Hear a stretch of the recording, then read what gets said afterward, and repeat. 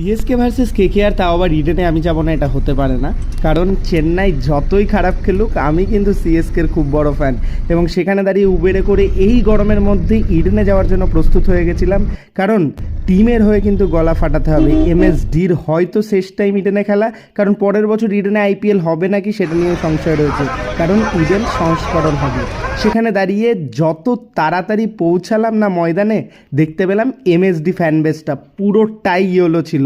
তোমরা বিশ্বাস করতে পারবে না, কলকাতায় খেলা, কলকাতার সাথে খেলা বোঝাই যাচ্ছে না, পুরোপুরি ইয়েলো। এবং সেখানে আমাদের যে ব্লকে টিকিট ছিল, লাইনে দাঁড়িয়ে গেছিলাম গেট নাম্বার 13-এর সামনে। 13 থেকে আস্তে আস্তে এন্ট্রি করছিলাম, এবং এন্ট্রি করার সাথে সাথে যেহেতু আমাদের প্রিমিয়াম ব্লক ছিল, তো সেই ক্ষেত্রে কেকেআরের জার্সি এবং ফেস ব্যানার দিচ্ছিল, সেইগুলো কিন্তু কালেক্ট করে নিয়েছিলাম। সেগুলো না পড়লেও যেহেতু ফ্রির জিনিস, তো সেই ক্ষেত্রে মিস করা যায় না।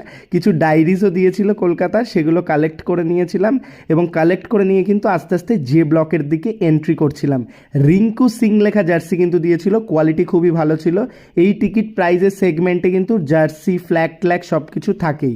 আর এবছর দেখলাম সমস্ত জায়গায় কিন্তু ফ্ল্যাগ ফ্রি করে দিয়েছে।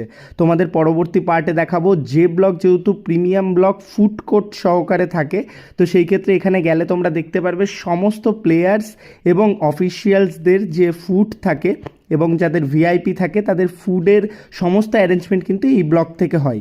এবং যে ব্লক থেকে ভিউটা আমি তোমাদের দেখিয়ে দেবো, যে ব্লক আমার একদম পছন্দ না, যে ব্লক নিতে হয়েছিল প্রাইস সেগমেন্টের জন্য, কারণ চেন্নাই কলকাতার প্রাইস অনেকটা হাই। তো আমাদের টিকিট 3,500 টাকা ছিল, প্লাস জিএসটি এবং আদার্স চার্জ দিয়ে প্রায় 3800 টাকা। সেখানে দাঁড়িয়ে কিন্তু অন্যান্য ব্লকে অন্য খেলা যদি তোমরা দেখতে যাও, অনেক কমে হয়ে যাবে। দেখে নাও একবার ভিউটা যে ব্লক থেকে। এবং খেলার মাঝখানে কিন্তু অনেকটা চিন্তিত হয়ে পড়েছিলাম 180 স্কোর দেখে।